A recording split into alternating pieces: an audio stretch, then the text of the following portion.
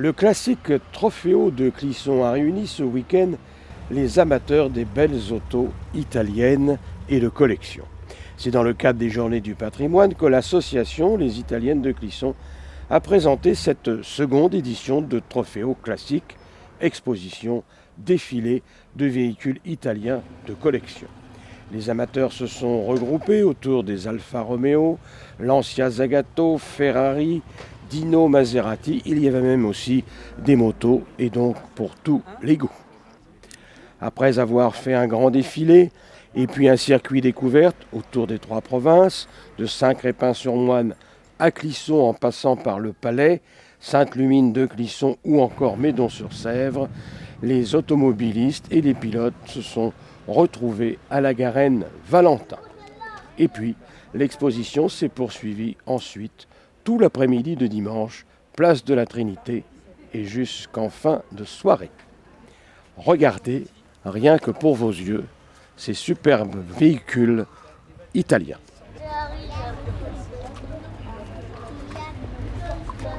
Oui, c'est une Lancia Zagato de 1973 qui a été conçue par Ercole Spada et réalisée par Zagato. C'est un 4 cylindres en V à 12 degrés et il fait 1300 cm3. 1300 avec 2 carburateurs double corps, 4 freins à disque. Qu'est-ce qu'il y a d'autre? Pas de 5 vitesses pour l'époque, c'est 1973. Alors il y a eu deux sortes, moi c'est une carrosserie acier et il y a eu la carrosserie aluminium que j'ai eue dans les années 70.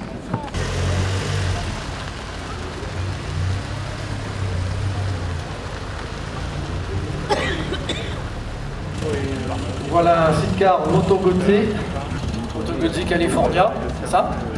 California 2, pardon. Et qui est en cours de réflexion, petit à petit.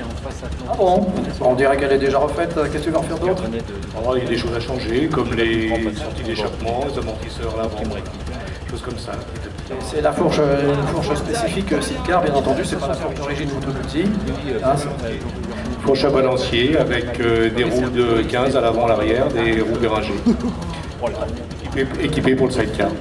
Sur la base des fourches Earls qu'on mettait sur les BMW autrefois, qui étaient les machines les plus faciles à atteler. On reprend le même principe. Là on est à combien? 60 chevaux? 50, 60 chevaux? Oui, 60 chevaux. Watt 5? Watt 5. Pas de marche arrière, dommage en sidecar. Et non, oui, dommage au sidecar. Mais bon, faut prévoir pour les arrêts. Alors ça, là vous avez quelque chose sous les yeux qui est rarissime. Dans la production moto, il n'y a pas eu énormément de 6 cylindres. Les premiers étaient italiens. Les Japonais ont copié par la suite. Mais les premiers étaient italiens avec Laverda et Benelli. Benelli, celle-ci, elle a été déclinée dans une version 900 cm3. Ça, c'est la 750. C'est un moteur qui est sorti dans les années 74. 74. Tu as refait quelque chose dessus depuis ou pas? J'ai touché à rien, je l'avais acheté en 74 et elle est restée dans son état d'origine. Elle est d'origine, couleur, peinture, tout d'origine. Peinture, tout d'origine.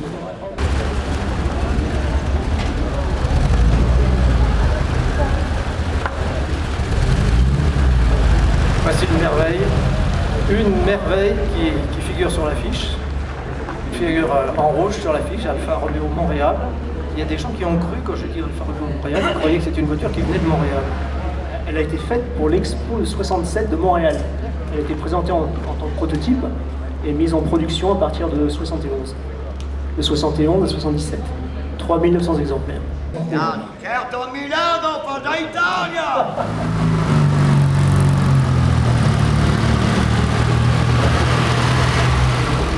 Nouvelle Alpha 2 litres, un Giulia GT, 2 litres GTV de 72. Ouais. C'était la GT Veloz, donc avec le 2 litres, toujours avec la boîte accolée au moteur. C'était le Kluberton, comme on l'appelait, avec un pot tout bloquant à l'arrière, 130 chevaux devant, et c'est un truc qui est super joueur. Enfin, c'est un jouet, cette voiture.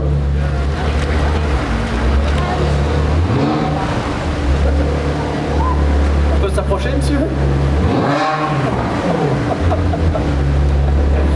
Ah, alors là, c'est une autre époque. C'est une autre époque. On rentre dans les superlatifs. Hein.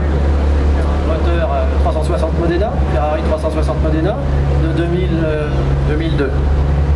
401 chevaux, 300 km/h. Une voiture assez sympathique à conduire, qui fait du circuit régulièrement et puis des sorties comme ça. avec la boîte F1. Avec la boîte F1 qui a la particularité de se passer à la main uniquement. On monte les vitesses à droite, on les descend à gauche.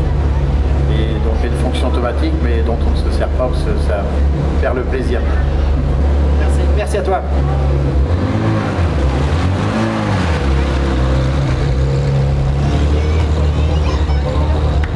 Donc celle-ci, c'est une voiture que vous connaissez tous, parce qu'elle a été effectivement popularisée dans un feuilleton américain. Magnum, c'est ça que ça s'appelait, hein? C'était Magnum. Elle avait, oui c'est ça, GTS, c'est-à-dire qu'elle avait le toit qui était escamotable, qu'on mettait dans le coffre avant. Derrière, là comme ça, derrière le siège. D'accord. Donc celle-ci, parle-nous un petit peu depuis quand tu l'as, etc. C'est une voiture que je suis propriétaire depuis 6 ans, elle est de 1980. Voilà, elle vient des États-Unis. Voilà, elle appartenait à un milliardaire américain qui était un des premiers à aller dans l'espace. Denis Tito, pour ne pas le nommer. Voilà, écoutez, alors là vous avez sous les yeux quelque chose de rare, très rare. On a réussi à réunir trois Laverda RGS, dont une SFC, qui est le modèle upgrade, comme on dit aux États-Unis, c'est ça, hein, c'est-à-dire la RGS de base qui a été légèrement modifiée au niveau de ses couleurs, mais surtout au niveau de son intérieur moteur, Abracam, etc. Pour avoir un peu plus de puissance. Ce sont les dernières machines de grosse cylindrée de l'usine de Breganz, une usine qui est en Italie à côté de Venise. Ce sont des moteurs qui sont calés à 120 degrés, alors que la Verdun, dans la même production de machines 3 cylindres, faisait des moteurs calés à 180 degrés. Extérieurement, personne n'est capable de dire si c'est 120 ou 180, en tout cas pas les néophytes.